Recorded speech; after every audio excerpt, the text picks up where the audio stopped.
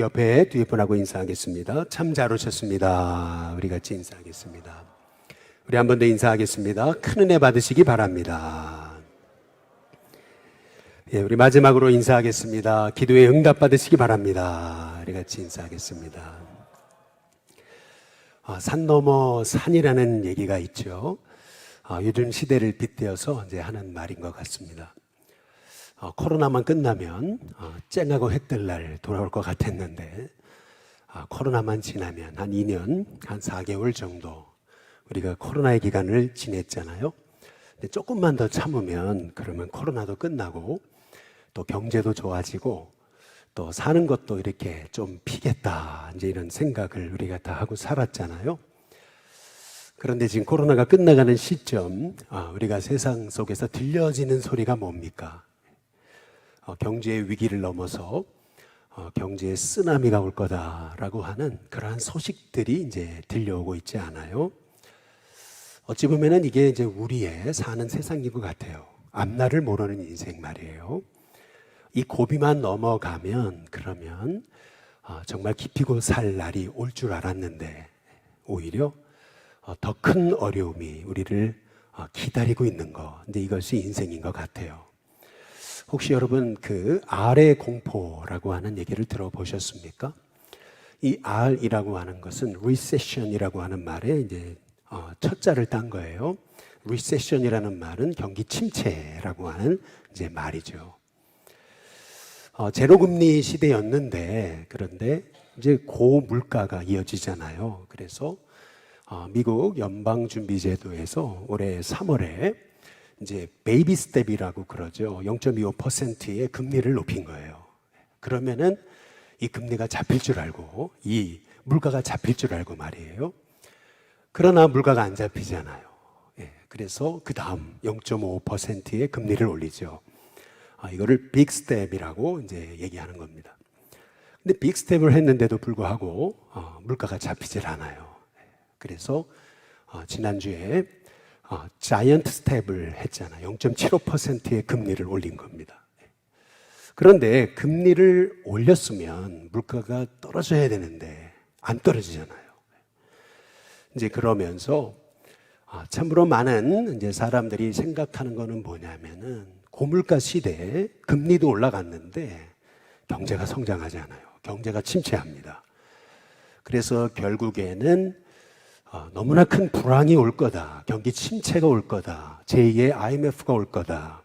그리고 또 제2의 세계 불황이 올 거다라고 하는 그러한 아주 그런 암울한 미래에 대해서 지금 끊임없이 지금 사회에서 뉴스를 통해 우리가 끊임없이 듣고 있는 그런 얘기가 아니겠어요? 우리는 실은 지금 이런 시대를 살고 있습니다. 코로나만 끝나면은 모든 게 좋아질 줄 알았잖아요. 뭐 사람들도 예배 자리에 몰려올 줄 알았고 코로나만 끝나면 경제 위기도 끝나서 이제 막 뭔가 활기칠 것 같았고 이제 그랬는데 그렇지 않잖아요. 실은요 이게 인생입니다. 우리 인생이라는 것은요 앞날을 몰라요. 내일 일을 모르는 게 우리 인생입니다. 따라서 우리가 인생을 살아가면서 우리가 크리스찬으로서 하나님의 택함 받은 자로서 우리가 늘 이 시대를 어떻게 살아야 되는가? 하나님의 자녀로서 어떠한 의식, 어떤 믿음을 갖고 살아야 되는가라고 하는 것을 사실은 오늘 우리에게 말씀하고 계시는 본문이 베드로전서 2장 11절에 12절의 이제 말씀입니다. 먼저 베드로전서 2장 11절에 한번 보시면은 사랑하는 자들아 거류민과 나그네 같은 너희라고 이렇게 이제 말씀하고 계세요. 여기서 거류민이라고 하는 것은 남의 나라에 임시로 거주하는 외국인을 말하는 겁니다. 남의 나라에 임시로 거주하는 외국인. 내가 만약 한국에 이 땅에 영원히 살 존재가 아니다 라고 한다면은 당연히 내가 거류민이라고 하는 정체성이 있다면 그러면 당연히 나는 나그네구나 라고 하는 것을 알게 되는 거예요. 그래서 나그네와 거류민이 아니고 거류민과 나그네인 거예요. 우리는 항상 나는 이 땅의 외국인이다. 그리고 이 땅의 나그네다라고 하는 그런 영적인 정체성을 갖고 우리가 살아야 되는 거예요. 근데 그렇지 않으면은 우리가 이 땅의 것에 집착하면서 세상 사람처럼 영원히 땅에 살 것처럼, 땅이 전부인 것처럼, 그래서 정함이 없는 재물 그랬잖아요. 전혀 우리에게 온전한 만족을 줄 수 없는, 끊임없는 그러한 우리에게 그 갈증을 주는 이 재물에 소망을 두는 인생이 아니라, 덧없는 재물에 소망을 두는 것이 아니고 영원하신 하나님께 소망을 두는 인생이 될 수 있기 때문에 성경은 우리에게 너희는 거류민과 나그네다라고 하는 사실을 우리에게 끊임없이 이제 말씀하고 계십니다. 저와 여러분이 이렇게 앞날을 내다볼 수 없는 이렇게 혼탁한 이런 위기 상황, 이것이 사실은 인생이에요. 우리가 사실은 위기의식 없이 살아서 그런 거죠.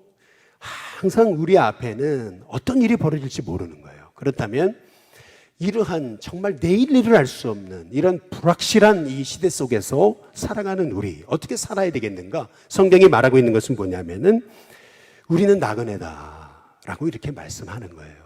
근데 세상 사람과 다른 나그네 의식은 뭐냐면은 우리는 그냥 우연히 이 땅에 떨어져 가지고 우연히 살다가 그냥 사라지는 나그네가 아니고요. 우리는 하나님이 이 땅에 하나님의 뜻이 계셔서 하나님이 보내신 나그네다라고 하는 사실입니다. 저와 여러분이 하나님이 뜻이 있으셔서 이 땅에 저와 여러분을 보내신 줄로 믿으시기를 주님의 이름으로 축복합니다. 그렇다면 하나님이 나같이 부족한 자를 통해서도 하실 일이 있을 거 아니겠어요? 그렇죠. 하실 일이 있으니까 하나님이 나를 이곳에 보내셨을 거 아니겠어요? 나는 하나님이 보내신 이 땅의 외국인과 나그네다. 하나님이 뜻이 계셔서 나를 이 땅에 보내셨다. 그러나 이 땅은 내가 영원히 살 곳이 아니다. 내가 영원히 바라볼 곳은 저 본향 하나님의 나라다 라는 그러한 믿음의 정체의식을 갖고 살아가는 사람이 성도예요. 그렇기 때문에 오늘 베드로전서 2장 11절을 다시 보시면 이렇게 얘기하는 거예요. 우리가 나그네, 하나님이 보내신 나그네라는 사실을 우리가 알고 산다면, 그렇다면 우리가 이제 어떻게 살아야 되는 거냐면 영혼을 거슬러 싸우는 육체의 정욕을 제어해야 된다는 겁니다. 여기서 중요한 말씀은 바로 이거죠. 영혼을 거슬러 싸우는 육체의 정욕이다라고 이렇게 말씀하고 있어요. 이 육체의 정욕을 제어해야 된다라고 이렇게 말씀하고 계세요. 그런데 한번 여러분께 여쭤보겠습니다. 육체의 정욕이 잘 제어가 됩니까? 쉽게 제어가 되든가요? 뭐 이런 얘기가 있잖아요. 어떤 집안이 할아버지가 도박으로 패가 망신했어요. 그래서 아들한테 절대 넌 도박하지 마라 그랬는데 그 아들도 도박으로 또 패가 망신했대잖아요. 그래서 손자에게 너만은 도박하지 말아라. 그래가지고 손가락을 다 잘랐다 그러죠. 절대 도박 못하려고. 그런데 나중에 보니까 발가락으로 하더래잖아요. 사실은 우리의 인생의 육체의 정욕이라는 것이 이것이 얼마나 강력한 우리를 사로잡는 그런 죄의 권능인지 몰라요. 그렇다면 어떻게 우리가 나그네로 하나님의 뜻을 행하는 이 땅에 보냄받은 자로서 잠깐 있는 세상 하나님이 우리를 보내신 그 부름의 상에 맞게 육체의 정욕을 제어하면서 살아갈 수 있는 방법이 뭐냐는 거예요. 어떻게 우리가 육체의 정욕을 제어하며 살아갈 수 있을까라고 하는 거죠. 그것이 갈라디아서에 나와 있어요. 5장 16절에 보면은 이렇게 말씀합니다. 너희는 성령을 따라 어떻게 하라고요? 행하라. 여기서 따라라고 하는 것은 영어 성경에 보니까 walk with God이라고 얘기했습니다. with, 다시 말하면 따라라고 하는 말의 의미는 뭐냐면 함께라고 하는 거예요. 저는 그리스도인이 세 종류의 그리스도인이 있다고 생각합니다. 근데 첫 번째는 성령님이 우리와 함께 하시는데도 성령님과 전혀 상관없는 인생을 살아가는 육적인 그리스도인이 있다고 생각해요. 그리고 두 번째는 성령님에 민감하신 분이 계세요. 네. 다시 말하면은 뭐 피부도 말이에요. 조금 뭔가 이렇게 딱 긁히면 민감한 분이 있잖아요. 이처럼 그래도 성령님께 좀 민감한, 그래도 좀 반응하는 분들이 있어요. 그러나 거기서 멈춰서는 안 된다는 거죠. 우리가 하나님의 자녀로 부름 받았다면 성령님과 상관없는 크리스찬 아니고 성령님께 민감한 정도가 아니고 성령님과 동행하는 그리스도인이 되어야 된다는 거예요. 그것이 성령을 따라 행하라는 거예요. 저는 우리 신교회 성도님들이 성령님과 동행하는, 성령님의 동행이 무엇인지 누리며 살아가는 우리 일신교회 성도님들 되시길 주님의 이름으로 축복합니다. 왜 성령님과의 동행이 중요한 거냐면은 갈라디아서 5장 17절에 보면은 육체의 소욕이라 그랬어요. 근데 그 육체의 소욕이라는 것은 성령을 어떻게 해요? 거슬러요. 여러분, 우리가 알아야 되는 것은 뭐냐면은 육체도 소욕이 있어요. 소욕이라는 것은 뭐냐면 소유하고자 하는 욕구예요. 다시 말하면 육체는 나를 사로잡으려고 그래요. 나에게 주인 되려고 그래요. 나를 지배하려고 그럽니다. 가끔 말씀드리다시피 미국에서 동성애에 빠져있는 청년하고 성경 공부를 했을 때 너는 하나님의 자녀야. 넌 존귀한 하나님의 자녀야. 그 말씀을 나누고 헤어졌는데 그날 밤에 이 친구의 그 문자 메시지로 저에게 왔던 그 문자를 보고 제가 너무나 놀랬던 게 있어요. 그게 뭐냐면 He's mine. 바로 그는 내 거다. 다시 말하면 제가 그 아이한테 너는 하나님의 자녀야. 존귀하신 하나님의 자녀야. 이제 그랬더니 그 안에 역사하는 그 죄와 함께 역사하는 그 마귀의 영이 옛 내 거다 말이에요. 끊임없이 옛 내가 놓을 수 없어.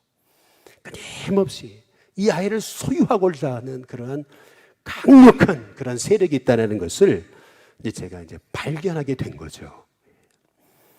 그렇다면 그 육체의 소욕, 소유하고자 하는 욕구, 그것은 뭐냐는 거죠. 갈라디아서 5장 19절에서 21절에 보면 육체의 일이 너무 분명하다는 거예요. 그게 뭐냐면 음행, 더러운 것, 호색, 그리고 우상숭배, 주술, 그리고 원수 맺는 거, 분쟁, 시기, 분냄, 당짓는 거, 분열함, 이단, 그리고 투기, 술 취함, 방탕함, 그와 같은 것들이라고 이제 말하고 있어요. 이 육체는 끊임없이 우리를 음란하게 만들고, 그리고 자꾸 우리가 하나님 아닌 다른 것을 섬기게끔 만들고, 그리고 우리를 끊임없이 원수 맺게 하고, 분열하게 하고, 그리고 시기하게 하고, 그리고 우리로 하여금 헛된 그런 이단들에 빠지게 만들고 술 취하게 하고 방탕하게 하고 허무하게 한다는 거죠. 이것이 그 육체의 소욕이라고 하는 거예요. 끊임없이 육체는 영혼을 거슬러 우리와 싸워요. 이 육체의 소욕은 성령을 거슬러요. 다시 말하면은 우리가 육의 사람이 되면 결코 우리를 통해서 이 하나님이 우리를 이 땅에 주님의 일을 하라고 잠깐 이 땅에 나그네로 보내셨는데 나그네로 살아가는 우리의 삶이 정말 하나님이 부르신 부름의 상을 잊어버리고 헛되게 시간 보내다가 나중에 주님 부르시는 날 후회하는 인생이 될 수밖에 없다는 거예요. 그래서 우리가 매일 이 육체의 소욕, 영혼을 거슬러 싸우는 육체의 정욕을 제어하려면 내 힘으로 안 돼요. 그래서 끊임없이 성령님의 지배를 받고 성령님과 동행해야 되는 거죠. 성령님과 동행할 때 어떻게 되냐면은 갈라디아서 5장 22절과 23절에 보면 그 성령과 동행하는 인생의 그 열매가 있다 그러잖아요. 그 열매는 뭐냐면 사랑, 희락, 화평, 오래 참음. 어떤 성공한 사람이 그런 질문을 받았다. 당신 어떻게 성공했습니까? 이제 그랬더니 그분이 하는 말이 첫째도 인내고 둘째도 인내고 셋째도 인내다. 이제 그랬다 그랬잖아요. 그러니까 세상 일은요, 아무리 잘 나가는 인생도 그의 인생을 한꺼풀 들여다보면 매일 매 순간이 인내였다는 거예요. 그렇지 않아요? 우리가 성령님과 동행하며 살면은 우리가 오래 견딜 수 있고 참을 수 있고 인내할 수 있는 거죠. 그 다시 말하면 성령님과 동행함을 통해서 우리가 이 땅에 나그네로 살면서도 이 땅에 죽어가는 영혼에게 영향력을 끼치는 복의 통로가 된 나그네로 살아갈 수 있게 된다는 거죠. 그래서 성령님과 동행하며 살아가는 인생은 이거는 선택이 아니에요. 우리가 정말 부름받은 그리스도인이라면 우리는 매 순간 성령님과 동행해야 된다는 거죠. 그래서 갈라디아서 5장 22절, 23절에 다시 보시면 사랑이라 화평, 오래 참으라 했잖아요. 그 성령님과 동행하는 인생의 결과, 자비와 양성과 충성이라 그랬어요. 여러분이 세상에서 사시지만은 결국에는요, 사람이 그 탑 리더십에 올라가려면은요, 결국에는 충성이 없으면 안 돼요. 사람이 믿을 수 없는 사람은 절대 탑 리더십에 올라갈 수 없어요. 세상도 그래요.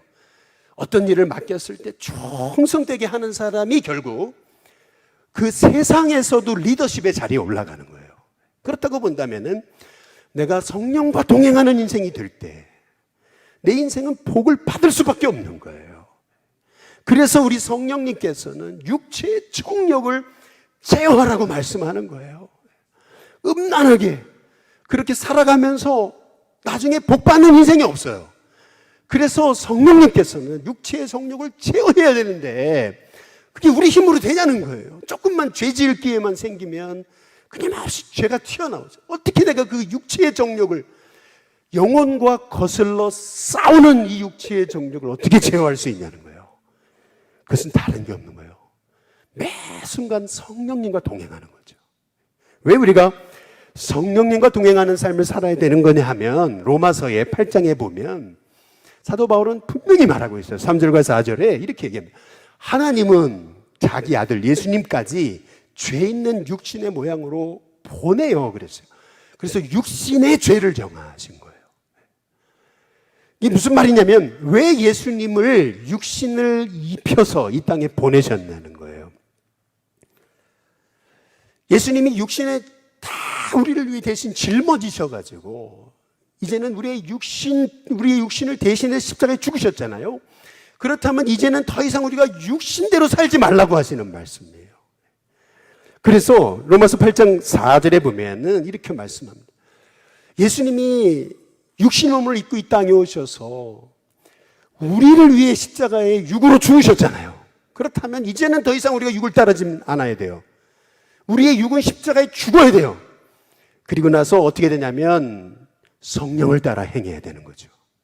영을 따라 행하는 우리, 여러분 이것이 그리스도인입니다. 육을 따라 행하는 이상 우리는 하나님을 기쁘시게 할 수가 없어요. 그래서 그리스도인이란 영을 따라 사는 사람이다. 그래서 로마서 8장 5절에서 8절에 보면 이렇게 얘기합니다. 영을 따르는 자는 영의 일을 생각해요. 그러나 육신을 따르는 자는 육신의 일을 생각하는 거예요. 우리가 어떻게 하면 영을 따라 살 수 있을까? 그러면 어떻게 성령의 인도를 받을 수 있을까? 그것이 뭐냐면 육신을 따르는 자는 육신의 일을, 영을 따르는 자는 영의 일을 생각한다 그러잖아요. 육신의 생각은 사망이고 영의 생각은 생명과 평안이라고 말씀하잖아요.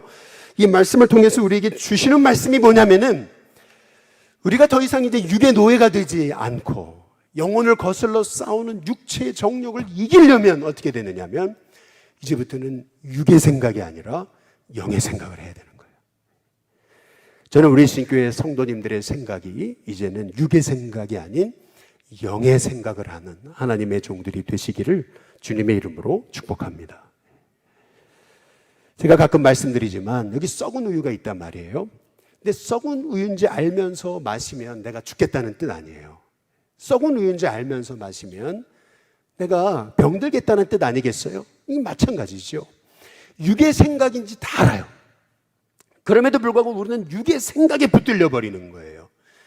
육의 생각에 붙들리는 한 어떻게 되는 거냐면은 로마서 5장 7절에 보면 육의 생각에 붙들리는 한 우리 하나님과 원수가 되는 거예요. 하나님의 법에 굴복 못해요. 순종 못해요. 할 수도 없어요. 그래서 결국에는 육신에 있는 자는 하나님을 기쁘시게 할 수 없어요. 결국에는 우리가 성령의 인도를 받고 영의 사람이 되고 영혼을 거슬러 싸우는 육체의 정욕을 제어하려면 여러분의 생각이 성령님과 동행하는 성령님의 음성에 순종하는 하나님의 종들이 되어야 될 줄로 믿습니다. 그래서 로마서 8장 13절에 14절에 이렇게 다시 얘기해요. 영으로서 몸의 행실을 죽여야 돼요. 근데 어떻게 영으로서 몸의 행실을 죽여요? 14절 잘 나와 있잖아요. 다시 한번 읽어보겠습니다. 함께 있습니다. 시작. 무릇 하나님의 영으로 인도함을 받는 사람이 곧 어떤 사람이에요? 하나님의 아들이에요. 어떻게 영으로서 몸의 행실을 죽이는 거냐면은 내가 죽어야지 해가지고 죽는 게 아니고 어떻게 영으로서 육의 행실을 죽이는 거냐 하면은 매 순간 성령님의 음성에 귀 기울여서 성령님이 말씀하시는 것에 순종하는 겁니다. 아침에 눈을 떠서도 성령님 오늘 하루 안녕하세요. 성령님 제게 말씀 주세요. 그 말씀대로 살게요. 굿모닝 성령님 하루를 시작하는 거예요. 그리고 또 하루하루 순간순간 점심이 됐어요. 성령님 점심시간이에요. 성령님이 원하시는 게 뭐예요? 늘 여쭈면서 오후가 됐어요. 저녁이 됐어요. 성령님 굿 이브닝 성령님 원하시는 게 뭐예요? 마지막에 잘 때도 성령님 안녕히 주무세요. 끊임없이 성령님이 내게 뭘 말씀하시는가 그 음성에 쫓아가지고 그 음성 따라가 살아가는 거 그것이 바로 우리가 이 땅에서 우리가 영으로서 몸의 행실을 죽이는 그런 방법인 거예요. 여러분의 생각이 성령님께 지배받지 않으면은 여러분이 아무리 애쓰고 노력해도 영혼을 거슬러 싸우는 육체의 정욕은 제어되지 않습니다. 여러분의 생각이 성령님께 지배를 받아야 돼요.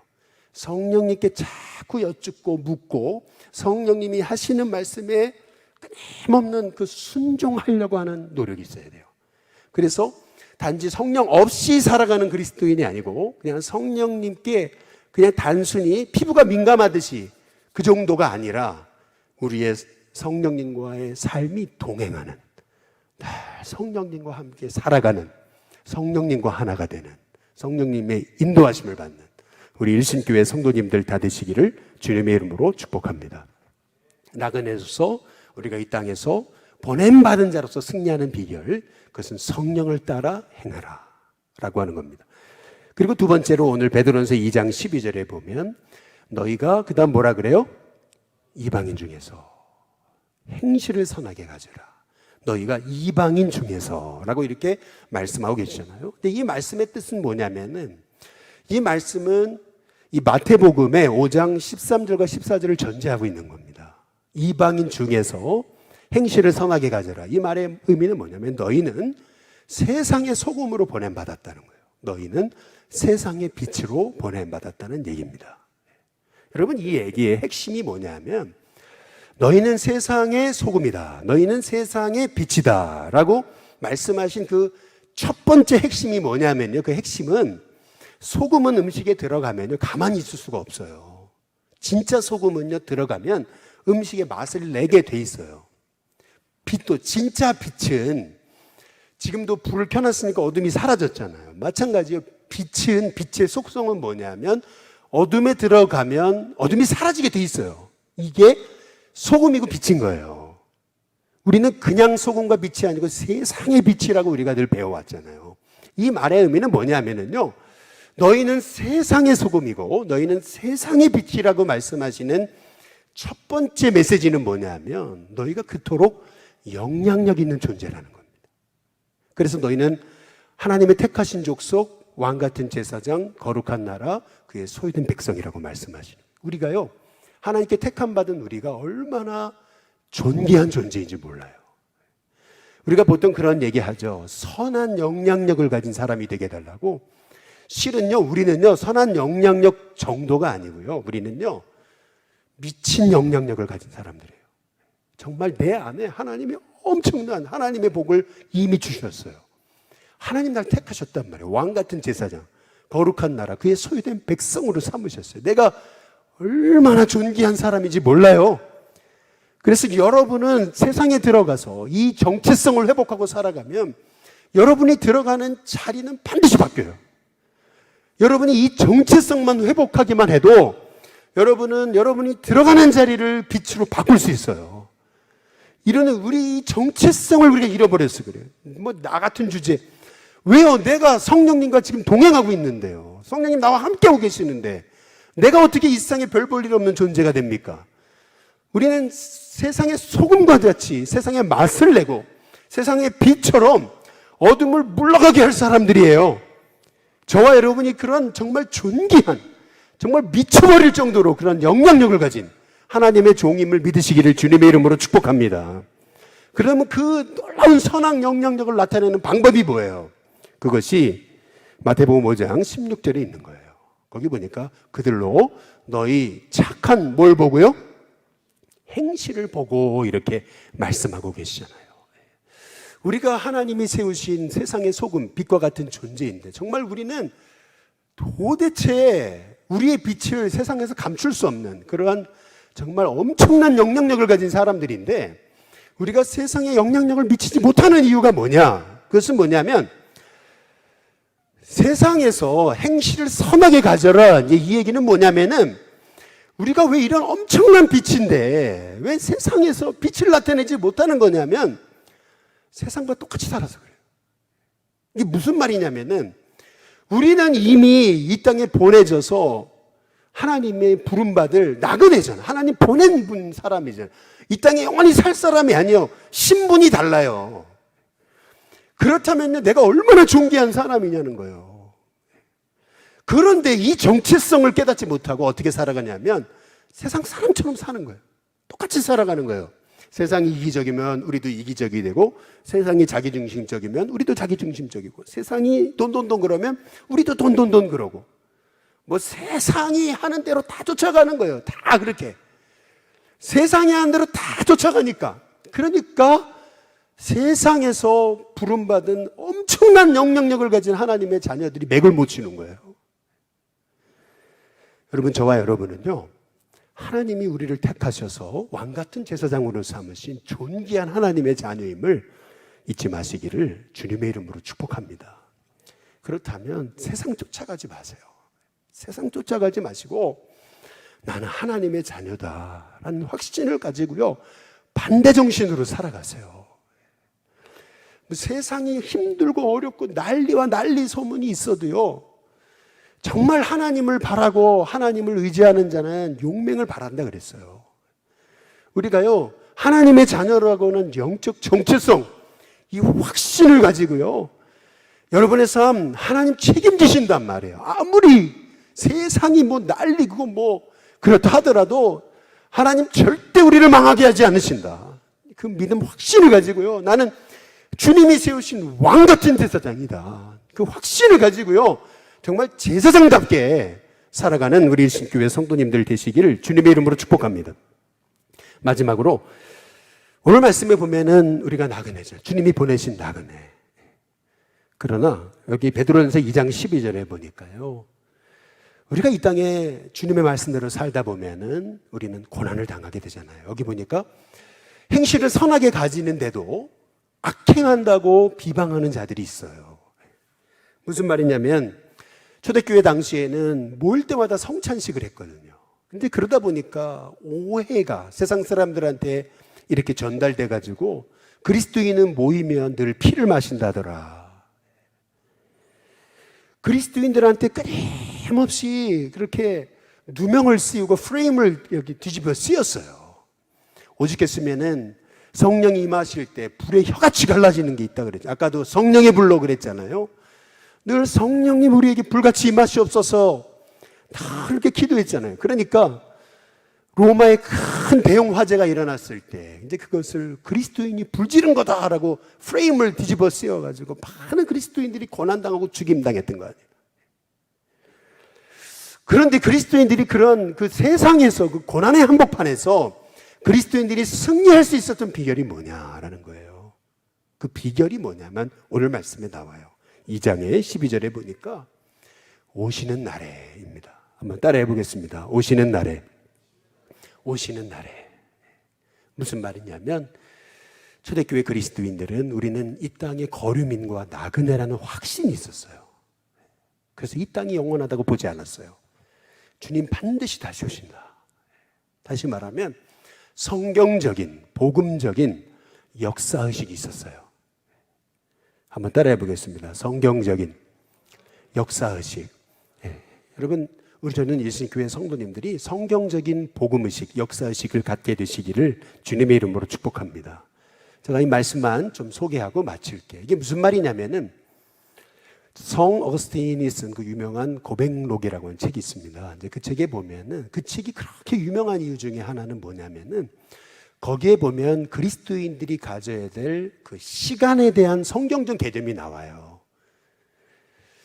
어거스틴은 시간을 어떻게 설명을 했냐 하면 시간이란 우리는 동양적인 사고방식은 뭐냐면 시간은 과거에서부터 와서 현재를 지나 미래로 간다 보는 거예요. 다시 시간은 과거에서 현재를 지나 미래로 간다고 보는 거예요. 이게 무슨 말이냐면 이런 동양적 사고방식에는 지금 현재도 과거인 거예요. 이미 과거. 현재도 이미 과거예요. 과거에서부터 와서 현재를 지나 미래로 가는 거예요. 현재 과거가 됐어요. 무슨 말이에요? 미래는 아직 오지 않은 거예요. 불확실한 거예요. 그러니까 무슨 말이에요? 동양적인 사고를 가진 사람들은 늘 과거 중심적이에요. 과거가 해결되지 않으면 안 돼요. 늘 과거 타령, 옛날은 이랬는데 늘 과거 타령하는 거예요. 이게 무슨 말이냐면은 이제 이런 거죠. 우리 TV 드라마들 보세요. 보면은 부모적 그 원수지간 그래가지고 그 원수를 갚아야 되는 거예요. 과거 해결이 돼야 되는 거예요. 그래가지고 은혜 한번 입으면은 그 은혜 입은 거 갚는다고 막 사람들과 당을 지어가지고 그래가지고 서로 그냥 분열하고 늘 과거. 시간은 과거에 있어요. 과거 그 원한, 과거의 그 원수. 늘 그 시간이 과거에 있는 거예요. 과거가 해결돼야 돼. 과거 해결되지 않으면은 미래도 없어요. 여러분 이게 동양적인 사고방식인 거예요. 이게 성경적이지 않습니다. 성경적인 시각은 뭐냐면은 성 어거스틴은 고백록이라는 책에서 시간을 어떻게 본 거냐면요. 시간은 미래에서부터 와서 현재를 지나 과거로 가는 거예요. 다시 시간은 미래에서부터 와서 현재를 지나 과거로 갑니다. 그럼 무슨 말이냐면 그렇다면 지금은 나는 뭘 살고 있는 거예요? 미래를 살고 있는 거예요. 과거는 사라졌어. 없어졌어요. 다시 말해 과거에 매이지 않아요. 내가 오늘을 살아요. 그러나 오늘 사는 건 미래를 사는 거예요. 내가 오늘 사는 것은 하나님 주신 새날을 사는 거예요. 근데 그 역사, 그 His story는 누가 주관해요? 하나님 주관하시는 거예요. 이 역사, 미래를 주관하시는 하나님이 오늘 새날을 살게 하시잖아요. 그렇다면 내 미래, 하나님 주관하시는 걸 믿는 거잖아요. 그러니까 이전 일을 생각지 않아요. 옛적 일을 빠지지 않아요. 장차 하나님 새 일을 이루실 거다. 믿음 갖고 사는 거예요. 그러니까 하나님이 내 인생의 역사를 주관하신다. 과거에 매이지 않아요. 과거 때문에 과거 타령하지 않아요. 끊임없이 미래를 바라보고 도전해요. 그렇지 않아요? 만약에 나를 오늘 부르신다면 나는 이미 사명이 끝난 거예요. 왜 하나님이 이제 사명 다 했다 와라 하고는 부르시는 거잖아요. 그러니까 주님 앞에 가는 날이 얼마나 영광스러운 날입니까? 그렇잖아요. 이 역사를 주관하시는 하나님, 이 역사를 주관하시는 하나님을 믿기 때문에 소위 생각을, 인생을 돌고 도는 것, 늘 돌고 도는 것, 과거의 전생에 늘 돌고 도는 거예요. 늘 인생이 똑같은 거의 반복. 그러나 기독교적인 시각은 그렇지 않아요. 기독교적인 시각은 똑같은 일의 반복이 아니에요. 내일 하나님이 내게 어떤 일을 이루실지 몰라요. 내일은 하나님 손에 있어요. 내일은 내 인생이 새로워질 거예요. 내 인생에 하나님의 놀라운 일이 있을 거예요. 그래서 장차 들짐승도 존경할 것은 저 승냥이와 저 들짐승들이 먹을 수 있도록 하나님이 광야에 물을 내실 거다. 사막에 강을 내실 거다. 여러분 이것이 바로 우리 믿는 사람들의 역사의식이에요. 우리는요 주님 다시 오실 날을 기대하며 살아요. 그래서 오늘이 마지막일 수 있어요. 그러나 오늘 나는 하나님이 주신 이 새날 최선을 다해 살아갑니다. 과거에 얽매이지 않아요. 세상에 집착하지 않아요. 오늘 하나님이 내게 새날을 주셨으면 오늘이 마지막이에요. 그렇다면 오늘 이 하나님이 주신 이 새날을 우리가 어떻게 허투루 보낼 수 있을까요? 뿐만 아니라 우리는 매일 새날을 살고 있어요. 그러니까 우리는 헛된 이 세상에 소망을 두지 않아요. 저 하늘에 소망을 두고 믿음 안에 끊임없이 살아가요. 그러다가 베드로전서 5장 한번 10절을 보세요. 그렇게 말씀하죠. 모든 은혜의 하나님, 하나님이 정말 모든 은혜의 하나님이래요. 왜요? 나 같은 자를 부르셨어요. 그리고 결국 어떻게 돼요? 자기의 영원한 영광에 들어가게 하실 거예요. 자기의 영광이에요. 잘 보세요. 하나님의 그 영원한 영광에 우리도 들어가게 하세요. 이게 얼마나 놀라운 겁니까? 그래서 우리가 이 땅에서 당하는 고난은 어떤 고난이에요? 잠깐이에요. 잠깐 당하는 이 고난 때문에 그 영원한 그 하늘의 영광, 하나님의 영광을 포기하시겠냐는 거죠. 이 하늘의 영광을 아는 사람은요, 이 땅에 연연하지 않아요. 저 하늘의 영광을 아는데 어떻게 이 땅에 잠깐 있다 사라질 것에 목매겠습니까? 그렇지 않아요? 우리가 진정한 하나님이 보내셔서 부르신 우리가 나그네라고 하는 저 하나님의 영광을 바라보며 살아가는 하나님의 자녀라는 진짜 믿음이 있다면은 저와 여러분이 이 땅을 살 때 우리가 당하는 고난도 영원하지 않다, 잠깐이다 라는 믿음을 가지고 오늘 하루 하나님 맡겨주신 이 인생 가운데 최선을 다해 씨 뿌리고 주님 부르실 때 달려갈 길을 다 마치고 믿음의 길을 마치고 주님 영광스러운 그 면류관을 쓸 것을 사모하면서 믿음으로 살아가는 저와 여러분이 되게 될 줄로 믿습니다. 바라기는 저와 여러분이 주님이 세우신 부르신 보내신 나그네다 라는 믿음을 가지고 오늘 하루하루 정말 내가 어떻게 하면 하나님의 뜻을 행할 수 있을까? 영혼을 거슬러 싸우는 육체의 정욕에 매여가지고 늘 육체만 의지하며 살아가다가 후회하는 인생이 아니라 매일 성령을 쫓아 살아감을 통해서 하나님이 기뻐하시는 그런 칭찬받는 하나님의 종들 되기 위해 참 믿음으로 살아가는 우리 예수님교회 성도님들 다 되시기를 주님의 이름으로 축복합니다. 우리 시간 우리 같이 다 같이 일어나셔서 우리 내일 일은 난 몰라요. 우리 함께 찬양하시고 우리 함께 같이 간절하게 하나님 이 땅을 살아가면서 우리에게 진정한 영적 나그네 의식이 있게 해달라고 우리로 하여금 진짜 영원한 하나님의 나라에 대한 눈을 뜨게 해달라고 이 땅을 살아가면서 내가 세상의 소금임을 세상의 빛임을 내가 이렇게 존귀한 자였는지 다시 한번 깨닫고 아는 은혜가 있고 내일 일은 내가 어떤 일이 벌어질지 모르지만 그러나 오늘 내가 하나님 의지하면서 믿음으로 살아가는 하나님의 종들 되게 해달라고 이제 같이 찬양하겠습니다.